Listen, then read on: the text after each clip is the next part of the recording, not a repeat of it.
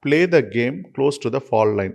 அதாவது தப்பாட்டம் ஆடுறது, கூதலாட்டம் ஆடுறதுன்னு சொல்லுவாங்க இல்லையா? ஸோ அந்த மாரி உங்களுடைய பிசினஸ்ல எல்லாத்தையுமே தப்பா செஞ்சுக்கிட்டே இருங்க. அதாவது ஃபவுல் லைன்ல விளையாடிக்கிட்டே இருங்க. கண்டிப்பா உங்க பிசினஸ் ஃபெயிலியர் ஆயிடும் அப்படின்னு சொல்றாரு. இந்த விதி வந்து ஏன் ரொம்ப முக்கியம் அப்படின்னு பார்த்தீங்கன்னா, பிசினஸஸ்க்கு வந்து ரொம்ப முக்கியம் வந்து அதனுடைய ரெப்புடேஷன், அதனுடைய இன்டெகிரிட்டி.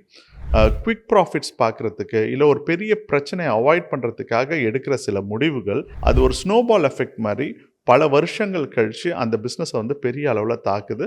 இப்போ ஒரு இம்பார்ட்டன்ட் கோட் அவரு இதுல மென்ஷன் பண்ற கோட்ட பார்ப்போம் நம்ம.